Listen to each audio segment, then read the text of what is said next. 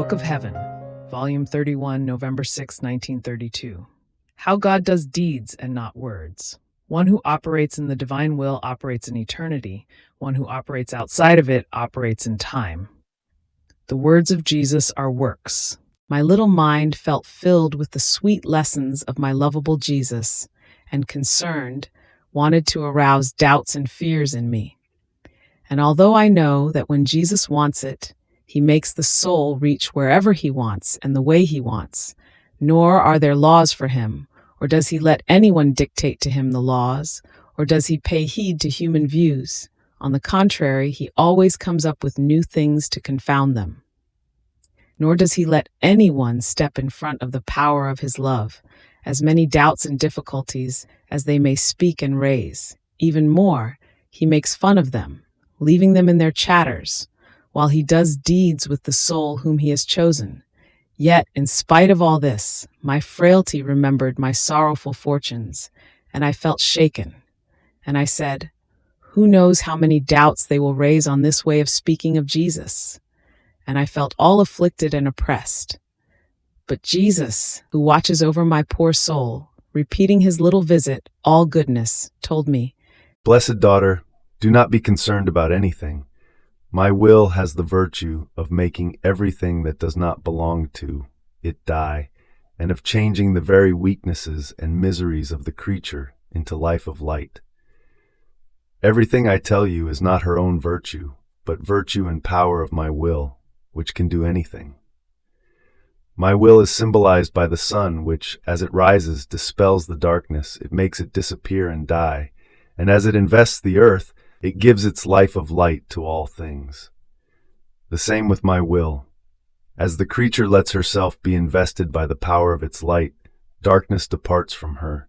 Her evils die and are replaced with life of light. And if one does not comprehend this, it means that he is illiterate, and therefore does not comprehend either what my will is or what it can do, or where one who lives in it and lets himself be invested by its light can reach. Therefore, let them talk. I will do deeds, and they will remain with words. If they have not made a deep study, what do you expect them to comprehend? They may be learned, doctors and other things, but as for my will, they will always be the little ignorant ones. Therefore, let us put them aside, and let us think of doing, not words, but true deeds. You must know that for one who operates in my divine will, her works, her acts, her adorations, her love toward God are done and formed in the sphere of eternity, because my divine will is eternal, and everything that can be done in form one. It does not get out from within eternity, and remains confirmed forever as divine and perennial works, adorations, love. They can be called works of the creature transfused in God, in which God himself has operated. What is human does not enter either into the divine will or into eternity. And if it enters, it must lose its life to reacquire the life and the works of God himself. Therefore, one who lives in our will is looked upon by us, not in time but in eternity. And for our own decorum and honor, her acts must be our acts, her love, our love. We feel that the creature comes into our will to give us the occasion to operate and to give her our love, so as to make ourselves loved with our own love. Everything must be ours, and everything she does must be coined with the image of her Creator. On the other hand, one who operates outside of my divine will operates in time, loves, adores in time, is looked upon in time, and everything that is done in time is works without confirmation. On the contrary, they must wait for the judgment in order to be either confirmed or condemned, or purified by the fire of purgatory, and they are looked upon as works of creatures in which the fullness of sanctity, fullness of love, and fullness of infinite value can be lacking. The complete opposite for one who lives in our will. Since those are our acts, everything is fullness of sanctity, of love, of beauty, of grace, of light, and of infinite value. There is such distance between one and the other that if all would comprehend it, oh, how attentive they would be to live in our volition, so as to be emptied of the human act and filled with the operating act of a divine will. Therefore, be attentive, and do nothing which is not filtered and emptied by the light of my will, and you will give me the highest contentment of setting to work and of being allowed to operate as the God that I am. So in it do I await you always, to move my step to come toward you, to stretch out my arms to you so as to operate within you, to open my mouth and spend time with you in sweet conversation, so as to manifest to you the arcane secrets of my supreme fiat. After this, I was thinking about everything that my highest good Jesus had told me, as if doubts and difficulties wanted to arise within me. And he, with an unspeakable mastery, told me, My good daughter, do not be surprised at what I tell you. Everything is possible to my will. The impossible does not exist. As long as the creature lets herself be led by it, everything is done. You must know that everything I tell you serves to form, order, harmonize the kingdom of my divine will. I am repeating the way I had in creation. I pronounced the fiat and then kept silent. And even though they are called days, in those times the day did not exist. Therefore those could be even epochs in which I formed the great machine of the universe. I would speak and operate, and my delight for the work that my words was producing was so great that one fiat of mine would dispose me and snatch from me another fiat, and then yet another, up to the point when my fiat stopped when I saw that nothing was lacking to its work, but rather everything was sumptuousness, beauty, order, and harmony. And in order to enjoy my works, I remained in them as life and guard of my own fiat. My fiat itself, with its power, bound me in my works and rendered me inseparable from them. Everything is in pronouncing the first fiat, giving my first lessons, placing in the soul the power and the work of my fiat.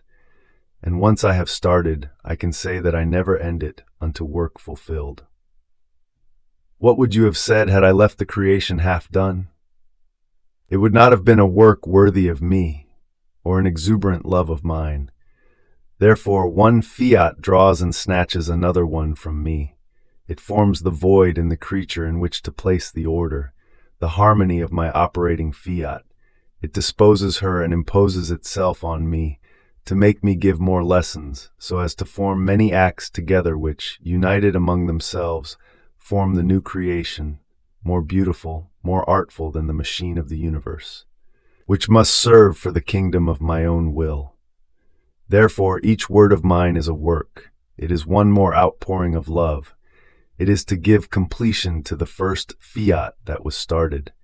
And as they hold hands, the first and the last to be pronounced, they will form the braiding of the new creation of my kingdom in the depth of the soul, which, transmitted to posterity, will be the bearer, more than the very universe, of goods, of sanctity, of graces to the human generations. See, then, what one more word or one word less means. One more lesson, or one lesson less. They are works, and if they are not received by not taking them into account, my fiat does not draw me and captivate me to pronounce more fiats, and therefore the work will not be complete, and I will wait and repeat my lessons. And if I repeat them, it is a sign that you have not taken what I told you into account, and I want nothing to be missing, because everything that I must tell you about my will has been established. Therefore be attentive, and let me do what I want. After this, I was thinking of what is written at the beginning of this chapter. That is, that one who operates in the divine will operates in eternity. One who operates outside of thee, it operates in time. And I thought to myself, and why this great difference? And my highest love, Jesus added, My daughter, it is easy to comprehend it. Suppose you were given a medal of gold, with which, by working it, you would form many beautiful objects of gold. But if instead of gold you were given a metal of copper, of iron, you would not be able to change the copper and the iron into gold metal. Therefore you would make objects of copper or of iron. Now compare the objects of iron with those of gold. What is the difference in their value? Yet, it took you the same amount of time to work them. You made similar objects, but because of the difference in the metal, those of gold surpass in a surprising way, in value, in beauty, in fineness, those of iron. Now, for one who operates even what is good with his human will, since he finds himself in time to cross his way, it can be said that everything he does are temporary works, subject to 1,000 miseries. They will always be human works of minimum value, because they lack the golden thread of light of my will. On the other hand, one who operates in it will have the golden thread in his power. Not only this, but he will have his Creator operating in his act. He will have not time, but eternity in his power. Therefore, because of the mere difference between divine will and human will, there is no comparison that can stand between one and the other. The living in my will is precisely this. My will holds the prime and operating act in the creature. It acts like a teacher who wants the essay he has assigned to his pupil to be developed. He himself gives him the paper, puts the pen in his hand, places his own hand over the hand of the disciple, and develops the essay as the hand of the teacher and that of the disciple write together. Now, should it not be said that the teacher was operating and has placed his own science, his own beautiful handwriting into that essay, in such a way that no one will be able to find a shadow of defect? However, the pupil has not moved. He has undergone the work of the teacher. He has let his hand be guided with no resistance. On the contrary, he was happy in seeing the beautiful ideas, the precious concepts, into which he felt himself being enraptured.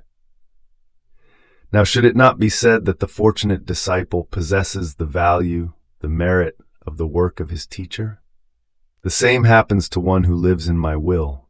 The creature must undergo the act that my volition wants to do. She must not put herself aside, and my will must place what is needed and befitting to its divine acts. And our goodness is so great that we make her the possessor of our own acts. On the other hand, to one who does not live in our will would happen as when the teacher assigns the essay to his disciple, but does not make himself the actor of the essay of the disciple. He leaves it up to his freedom, in a way that he could make some mistakes, and he does it according to his small capacity, because he does not feel, over and within himself, either the capacity or the operating act of his teacher. And the essay is nothing other than our grace, which never leaves the creature, even in the little good that she does. And according to the dispositions of the creature, it offers itself either as operating act or as assisting act, because there is no good that is done which is not helped and sustained by divine grace. Fiat.